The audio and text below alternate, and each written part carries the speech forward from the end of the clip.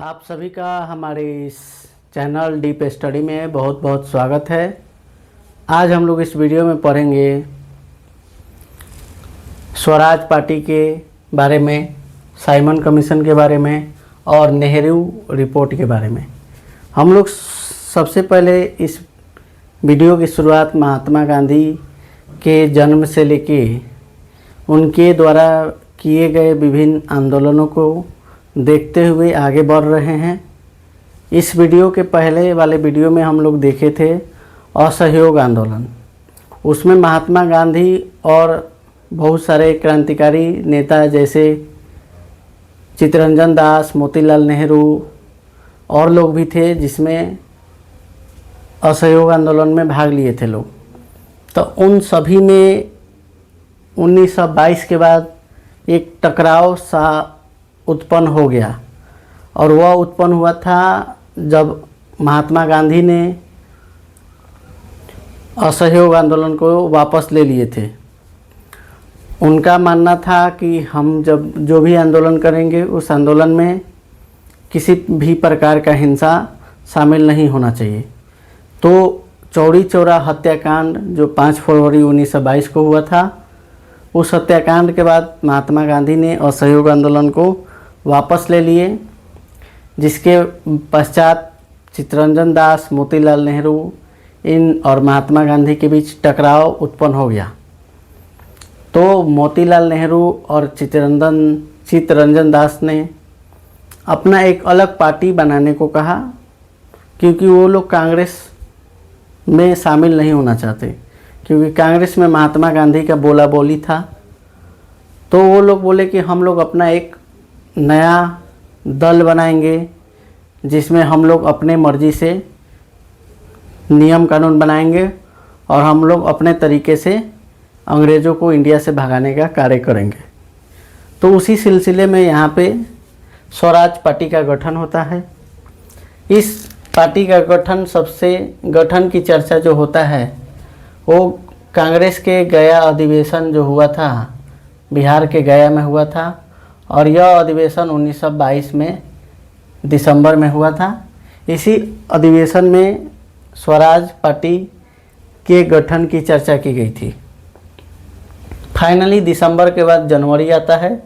1 जनवरी 1923 को इलाहाबाद में स्वराज पार्टी का गठन हो जाता है और इस पार्टी के अध्यक्ष बनते हैं चित्तरंजन दास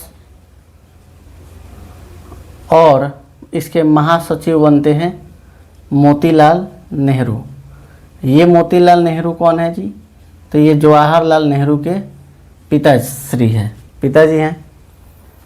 इस स्वराज पार्टी का क्या उद्देश्य था? इसका उद्देश्य था, मुख्य उद्देश्य केंद्रीय विधानसभा में यानी संसद में घुसकर सरकारी कामों में बाधा डालना। जितने भी अंग्रेज लोग का दफ्तर जो होता, उसके बाद विधानसभा का जो नियम कानून बनाने वाला हाउस था, उसमें ये लोग घुसेंगे और उसमें जितने भी सरकारी काम है उसमें बाधा डालेंगे ताकि अंग्रेज परेशान हो जाए। फिर इनका मांग क्या था? राज्यों की स्वतंत्रता। जितने भी राज्य हैं वो लोग अपने स्वतंत्र हो जाएं और अपने आप से ही क्या करें, भारतीय द्वारा शासन पद्धति के द्वारा वो अपना राज्य चलाएं। वो नहीं चाहते थे कि अंग्रेज लोग हमारे ऊपर आकर शासन करें। तीसरा का डिमांड था डोमिनियल स्टेट की मांग। डोमिनियल स्टेट मतलब होता है कि जैसे केंद्र सरकार है और राज्य सरकार है, तो केंद्र सरकार अंग्रेज संभाले जबकि राज्य सरकार जो है वो भारतीयों को सौंप दे। तो ये सब स्वराज पार्टी का मुख्य उद्देश्य था। इसका गठन 1 जनवरी 1923 को इलाहाबाद में हुआ था और इसके अध्यक्ष चित्तरंजन दास और महासचिव मोतीलाल नेहरू थे। तो ये पार्टी धीरे धीरे चला, लेकिन इसमें क्या हुआ कि दुर्भाग्यवश चित्तरंजन दास की मृत्यु हो जाती है 1925 में ही, जिसके बाद यह जो पार्टी है वह दूसरे हाथों में चल जाती है, जो कि ज़्यादा समय तक संभाल नहीं पाते हैं और फाइनली 1928 आते आते यह पार्टी भी समाप्त हो जाती है। तो हम लोग पढ़ लिए स्वराज पार्टी के बारे में। अब इधर है साइमन कमीशन। भारत में हर 10 वर्ष के बाद एक कानून बनाया जाता है और उस कानून को बनाने के लिए अंग्रेज लोग बनाते हैं। तो सबसे पहले भारत में जो कानून बना था वह शुरू से ही बन रहा था, लेकिन सुधार वाला कानून जो था वो बनना स्टार्ट हुआ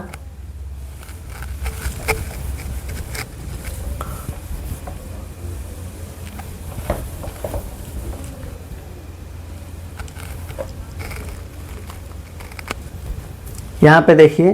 भारत में जो कानून सुधार का शुरुआत हुआ 1919 के मार्ले मिंटो सुधार अधिनियम के द्वारा हुआ।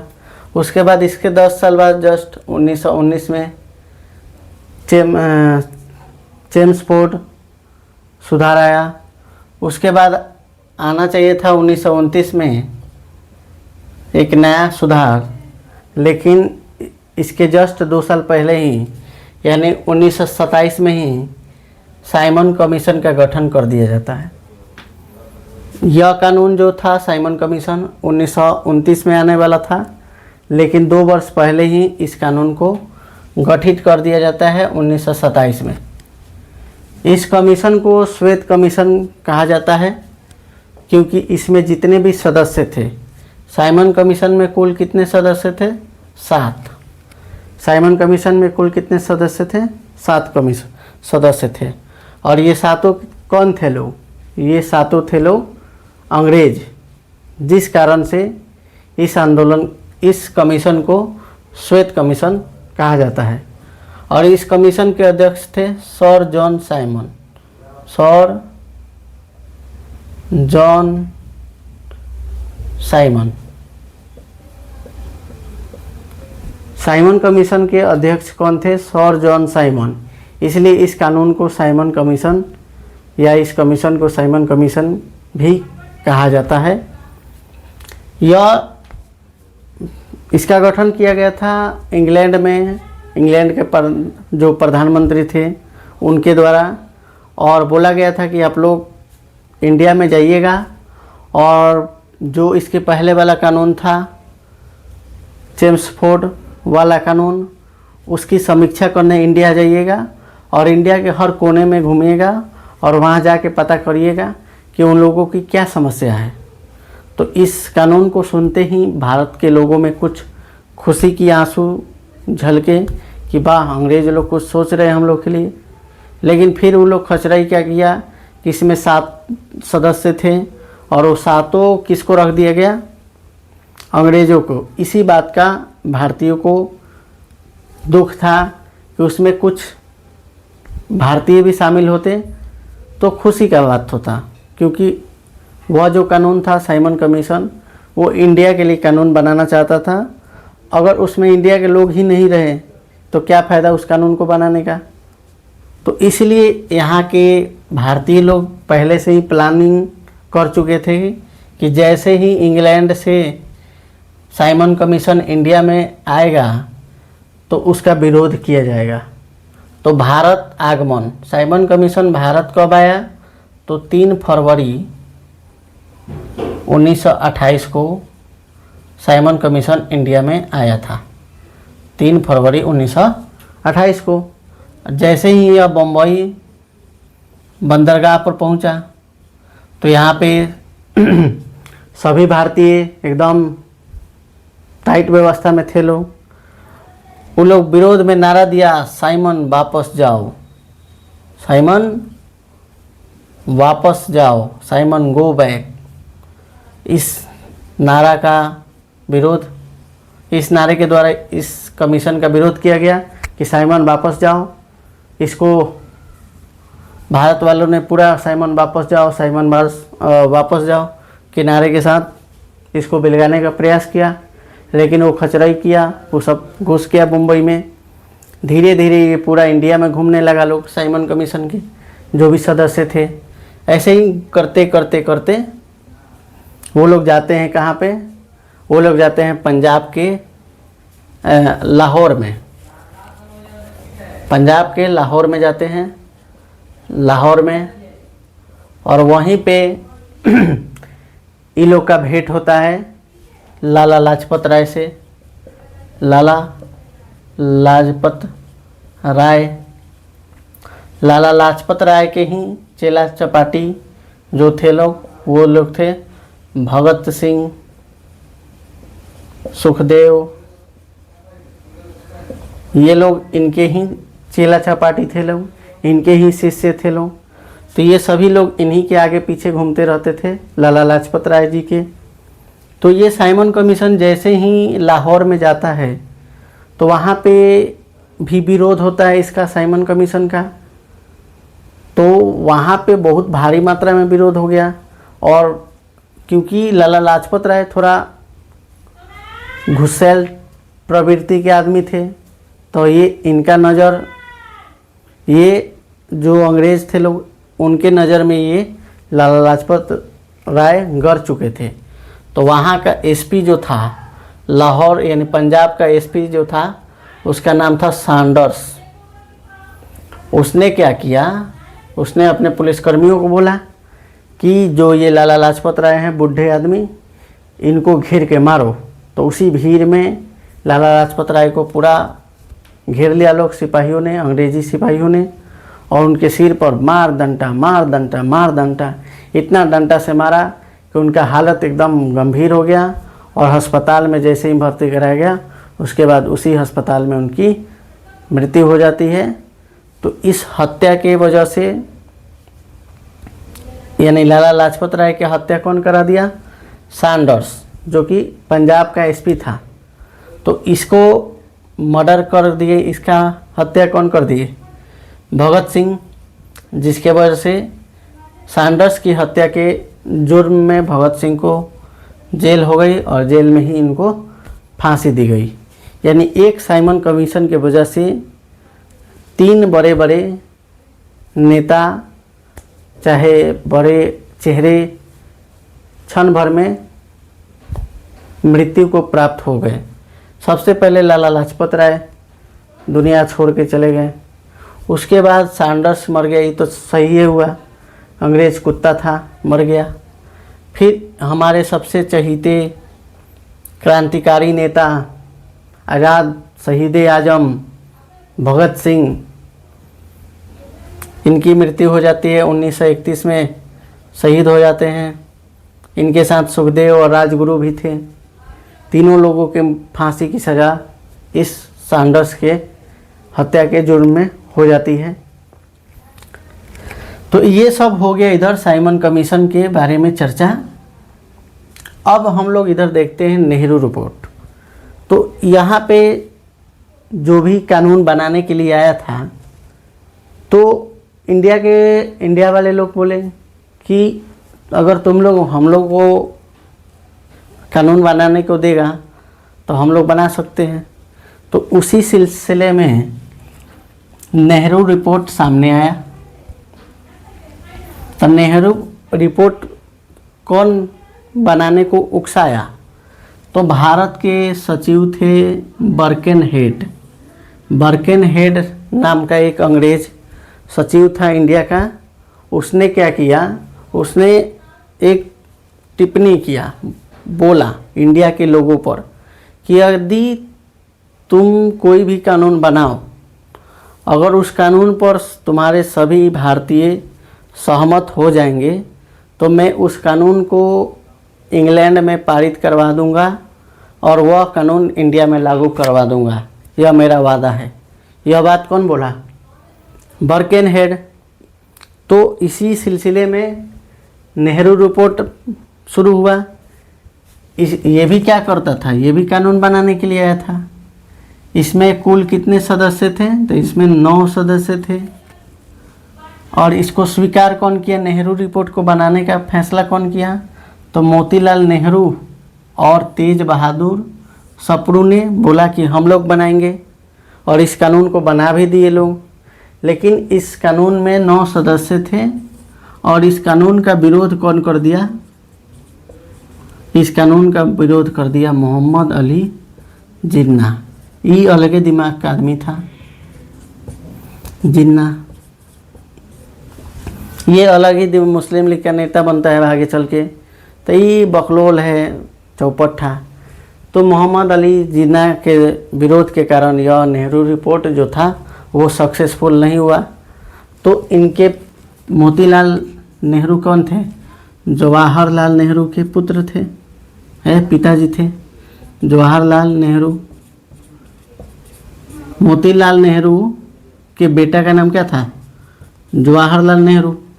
तो ये अपने पिताजी का बेइज्जती हो गया इधर, इनका भारी मात्रा में बेइज्जती हुआ था, पूरा 2-3 केजी बेइज्जती हुआ। उसके बाद क्या हुआ कि जवाहरलाल नेहरू ने अपने पिताजी का गुस्सा बदला चुकाने के लिए लाहौर अधिवेशन में शामिल हुए। और यह लाहौर अधिवेशन कब हुआ था? दिसंबर 1929। लाहौर अधिवेशन कब हुआ?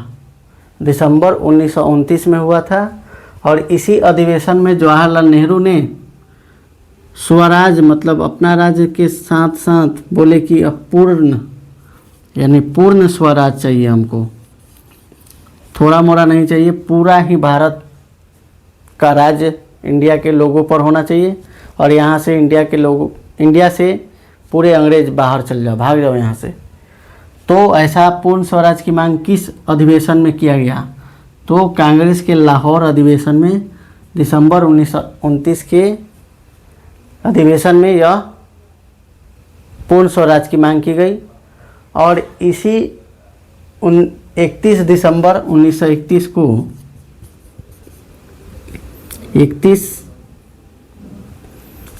दिसंबर 1931 को जवाहरलाल नेहरू ने रावी नदी के तट पर तिरंगा झंडा को फहराया था। और इस दिन के बाद उन्होंने बोला था कि हर वर्ष 26 जनवरी 1930 से आज़ादी दिवस मनाया जाएगा, स्वतंत्रता दिवस मनाया जाएगा। स्वतंत्रता दिवस 26 जनवरी 1930 से ही पंडित जवाहरलाल नेहरू के कहने से मनाया जा रहा है। तो अंग्रेज़ों ने बहुत बकलोलाई कर दिया। उसने क्या कहा? उसने हम लोग को आज़ाद कर दिया 15 अगस्त 1947 को ही। तो इधर पूरा पानी में हम लोग को आज़ाद किया, बढ़िया मौसम नहीं था, पूरा छपर।